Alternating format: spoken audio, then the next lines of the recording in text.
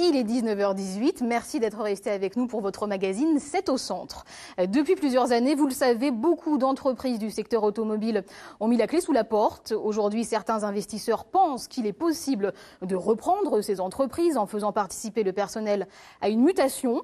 Formation des jeunes, valorisation du savoir-faire et surtout modernisation de l'outil de travail. Jean-Pierre Aubry et Grégoire Grichois ont rencontré Philippe Duchemin, ex-cadre commercial chez ArcelorMittal, qui vient de sauver 2 entreprises à Blois. Regardez. Ce matin-là, Philippe Duchemin, industriel blésois, reçoit la visite de clients pas tout à fait comme les autres. Ce sont des artistes d'une compagnie de théâtre de la région venus lui proposer un partenariat pour leur nouvelle création artistique. Alors voilà, on a l'intention de faire un spectacle sur l'envie de voler qui est commune à beaucoup d'humains. Et ça s'appelle le passage des anges. Et donc, l'envie de trouver une solution technique pour faire voler un acteur dans un espace de scène et pas avec de la magie. Alors c'est pour ça qu'on vient nous voir, parce que en tant que spécialiste de l'aéronautique, je crois qu'on peut dire comme ça, à Blois, voilà. Comment vous pourriez nous aider? C'est intéressant pour l'entreprise, pour ses salariés, c'est intéressant pour la communauté qui est autour de nous. C'est ça qui doit animer, qui doit aussi faire rêver. L'entreprise, c'est pas simplement, je dirais, un profit, un résultat à la fin de mois. C'est pas simplement, je dirais, des difficultés. C'est aussi quelque part réaliser des rêves, réaliser une part de rêve. C'est sur les friches industrielles d'Air Équipement, qui employait 700 personnes il y a 25 ans, que Mécamicron fabrique des systèmes de transmission pour l'aéronautique. Philippe Duchemin, ancien cadre commercial d'ArcelorMittal, a racheté l'entreprise en 2012 à un groupe financier qui n'avait aucune stratégie.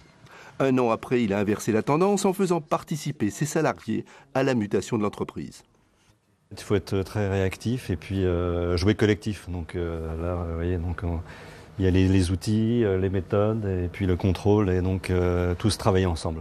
Aujourd'hui, tout le monde va dans le même sens, quoi. Tout le monde travaille pour la société. On n'est pas, tout le monde a le même intérêt et a le même objectif. Avec ses indemnités de licenciement et une aide de la Banque publique d'investissement, il a modernisé l'entreprise autour de 3 axes: former des jeunes, valoriser le savoir-faire et surtout investir dans des centres d'usinage comme celui-ci pour remplacer un parc de machines obsolètes. Pour nous, c'était quelque chose d'important.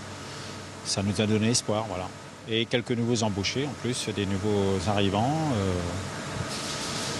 On voit que la nouvelle direction a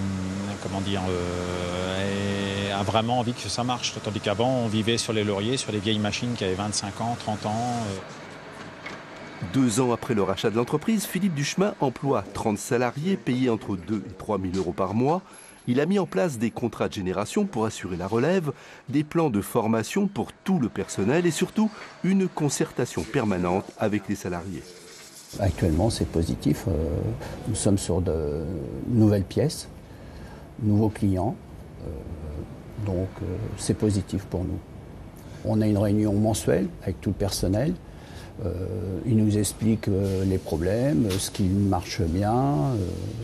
Oui. Et chacun peut avoir son mot à dire? Voilà, oui. Pour ce patron qui ne cache pas ses convictions dans le Made in France, la réussite de l'entreprise passe par un projet impliquant les salariés où la confiance rime avec transparence. Moi, quand je suis arrivé, déjà, j'étais très rapidement très bien intégré par tout le monde. Et tout le monde a pris le temps de m'expliquer quels étaient leurs corps de métier, qu'est-ce qu'ils réalisaient. Donc c'est vrai que le contact est tout de suite très bien passé. Il y a eu tout de suite une relation de confiance qui s'est créée avec les équipes et qui maintenant permet de travailler vraiment en toute transparence. Moi, en tant que délégué du personnel, ça se passe plutôt bien. Donc on arrive à communiquer assez facilement. Ils nous posent toujours des questions sur l'avenir de l'entreprise, de ce qu'on attend de l'entreprise. Et on retransmet au personnel, quoi. Il y a 6 mois, Philippe Duchemin a racheté une autre entreprise dans le même secteur d'activité qui venait de mettre la clé sous la porte. Là encore, il a repris les 17 salariés qui avaient pour la plupart 15 années d'ancienneté et un savoir-faire inestimable. Cette entreprise a raté le coche de l'automatisation. Et donc on arrive avec des machines comme celle-là, vous voyez, où on est obligé de faire beaucoup d'opérations manuelles. On arrive à gagner notre vie sur des petites séries et sur des grandes séries avec des prix assez attaqués. Eh bien écoutez, c'est impossible. Quant à savoir ce qu'il pense de la politique économique actuelle en faveur des PME, il fustige les mesures en faveur des grands groupes de la distribution au détriment de l'investissement dans les PME. Si on donne des aides à Michel-Édouard Leclerc pour la distribution, pour les petits salaires, ça n'a pas de sens. Voilà.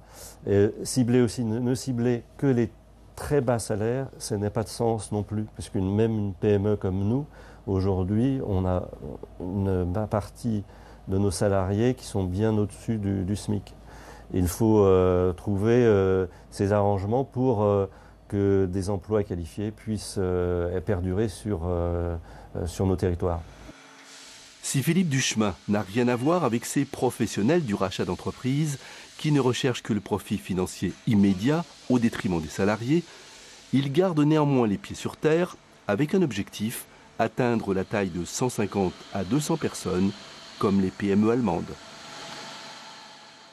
Et c'est la fin de la partie régionale du 19-20. Merci à vous de l'avoir suivi. L'information continue dans un instant avec le journal de la rédaction nationale. Je vous souhaite de passer une très très bonne soirée. À bientôt.